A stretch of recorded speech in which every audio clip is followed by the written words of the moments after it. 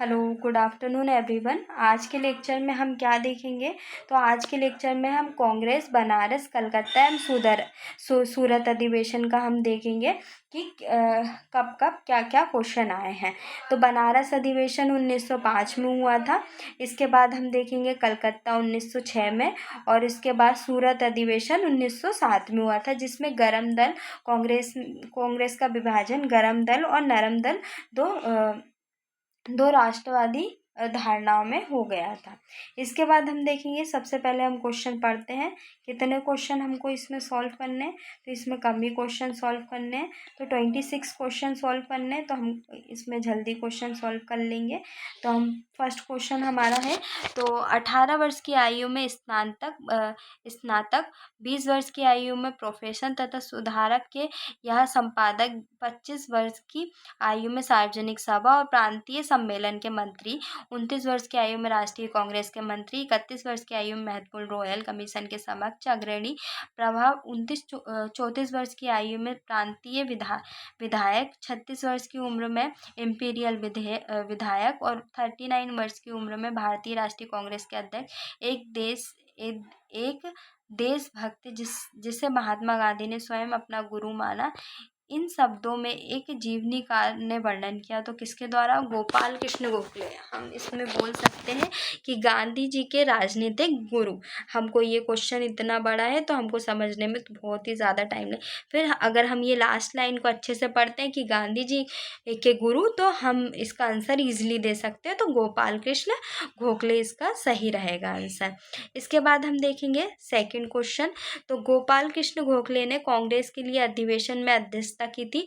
तो इन्होंने क्या 1905 में बनारस अधिवेशन की अध्यक्षता की थी। किसके द्वारा? जब स्वदेशी आंदोलन भारत में चल रहा था, तब बनारस अधिवेशन की अध्यक्षता किसके द्वारा की थी? तो गोपाल कृष्ण गोखले के द्वारा की गई थी। इसके बाद हम देखेंगे थर्ड क्वेश्चन। भारतीय राष्ट्रीय कांग्रेस में के 1905 के बनारस अधिवेशन के अध्यक्ष कौन थे? तो गोपाल कृष्ण गोखले थे, अभी हमने देखा। और चौथा क्वेश्चन, निम्नलिखित में से किस नेता ने वर्ष 1906 में कलकत्ता अधिवेशन की अध्यक्षता की थी? तो दादा भाई नौरोजी के द्वारा इसकी अध्यक्षता की थी। इसमें हमने देखा था क्या क्या क्या प्रावधान किए थे, तो हम एक बार इसको और पढ़ लेते हैं। तो इसके प्रावधान भी हम देख लेते हैं।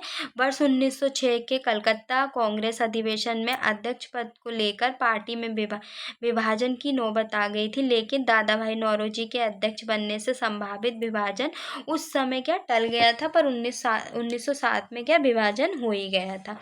इसके बाद हम देखेंगे पांचवा क्वेश्चन। 1906 में आयोजित भारतीय राष्ट्रीय कांग्रेस के कलकत्ता अधिवेशन में भारत के लिए स्वराज का झंडा किसके द्वारा फहराया गया था? तो दादा भाई नौरोजी के द्वारा फहराया गया था स्वराज। तो इसके बारे में हम थोड़ा पढ़ लेते हैं। वर्ष 1906 में भारतीय राष्ट्रीय कांग्रेस के कलकत्ता अधिवेशन की अध्यक्षता दादा भाई नौरोजी ने की थी, और इसी अधिवेशन में स्वशासन, स्वदेशी बहिष्कार एवं राष्ट्रीय शिक्षा संबंधी प्रस्ताव पारित किए तथा इसी अधिवेशन में स्वराज का झंडा दादा भाई नौरोजी के द्वारा फहराया गया था। इसके बाद छठवां क्वेश्चन, ये थोड़ा मिसप्रिंट है ना। इसके बाद हम सातवां देखेंगे। स्वराज को बतौर राष्ट्रीय मांग के रूप में सर्वप्रथम रखा था, तो दादा भाई नौरोजी ने 1906 के कलकत्ता अधिवेशन में ये मांग रखी थी। इसके बाद आठवां क्वेश्चन, कांग्रेस के मंच से भारतीय राष्ट्रीय कांग्रेस के किस अधिवेशन में प्रथम बार स्वराज शब्द का प्रयोग किया था? तो कलकत्ता अधिवेशन में पहली बार स्वराज शब्द का प्रयोग किया गया था। इसका सेकंड आंसर रहेगा हमारा। इसके बाद हम देखेंगे नवा और 10वां। तो नवा स्वराज शब्द का प्रयोग सर्वप्रथम किसने किया था? तो किसके द्वारा किया था? बाल गंगाधर तिलक के द्वारा सबसे पहले स्वराज शब्द का क्या प्रयोग किया था, इसके बारे में हम पढ़ लेते हैं। बाल गंगाधर तिलक का कथन था कि स्वराज मेरा जन्मसिद्ध अधिकार है और मैं इसे लेकर आऊँगा। तो ये नारा किसके द्वारा दिया था? बाल गंगाधर तिलक। हालांकि स्वराज शब्द का सर्वप्रथम प्रयोग दयानंद सरस्वती ने किया था। ये कथन था, पर प्रयोग दयानंद सरस्वती। किंतु दिए गए विकल्पों के अनुसार तिलक ने ही पहली बार स्वराज की मांग कलकत्ता अधिवेशन में रखी थी। इसके बाद 10वां क्वेश्चन, दादा भाई नौरोजी आमतौर पर किस नाम से जाने जाते हैं? तो great old man of India के नाम से दादा भाई नौरोजी को जाना जाता है। तो इनके जो उपनाम है वो भी हमको याद रखने की ज़रूरत है। इसके बाद हम देखेंगे तो 11वां क्वेश्चन और 12वां क्वेश्चन। तो भारत में ग्रेट ओल्ड मैन की संज्ञा किसे दी? तो अभी हमने देखा तो दादा भाई नौरोजी। इनमें से किसे दी ग्रेट ओल्ड मैन के नाम से जाना जाता है? तो दादा भाई नौरोजी को जाना जाता है। इसके बाद हम देखेंगे 13वां और 14वां क्वेश्चन। निम्नलिखित में से कौन कथन दादा भाई नौरोजी के विषय में सत्य नहीं है? तो कौन सा? ये ब्रिटिश पार्लियामेंट के सदस्य के रूप में अनुदारवादी पार्टी के टिकट पर चुने गए थे, तो ये हमारा कथन गलत है। इसके बाद देखेंगे दादा भाई नौरोजी के विषय में निम्नलिखित में से कौन सा कथन असत्य है? तो उन्होंने 4 बार भारतीय राष्ट्रीय कांग्रेस की अध्यक्षता की, तो ये कथन गलत है। तो उन्होंने सिर्फ 3 बार की थी अध्यक्षता, एक बार 1886 में, एक बार 1893 में और एक 1906 में अध्यक्षता की थी उन्होंने। 15वां क्वेश्चन, ब्रिटिश पार्लियामेंट में चुने जाने वाले प्रथम भारतीय कौन थे? तो दादा भाई नौरोजी थे। इन्होंने ईस्ट इंडिया कंपनी की इन्होंने कौन से लंदन इंडियन सोसाइटी की स्थापना और ईस्ट इंडिया एसोसिएशन की भी स्थापना की गई थी। और 16वां क्वेश्चन, नरम दल और गरम दल के रूप में भारतीय राष्ट्रीय कांग्रेस का विभाजन किस अधिवेशन में हुआ था? तो सूरत अधिवेशन 1907 में हुआ था। ये 23वीं वार्षिक अधिवेशन में हुआ था, है ना। इसके बाद हम देखेंगे 17वां क्वेश्चन और 18वां क्वेश्चन। तो किस अधिवेशन में कांग्रेस नरम दल एवं गरम दल में विभाजित हुआ था? तो अभी हमने देखा सूरत अधिवेशन 1907 में। इसके बाद 18वां क्वेश्चन, भारतीय कांग्रेस कहाँ पर उदारवादियों एवं उग्रवादियों 2 भागों में विभाजित हुई? तो अभी हमने देखा सूरत अधिवेशन 1907 में।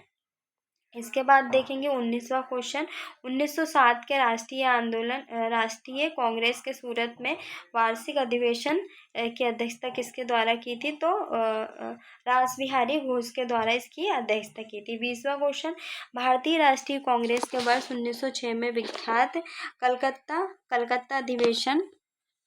कलकत्ता अधिवेशन में 4 संकल्प पारित किए गए थे। सूरत में 1907 में हुए कांग्रेस के अगले अधिवेशन में इन चारों विकल्पों को स्वीकार करने अथवा उन्हें अस्वीकृत करने के प्रश्न पर कांग्रेस में विभाजन हो गया था। निम्नलिखित में से कौन सा? इसमें से बंगाल के विभाजन को रद्द करना।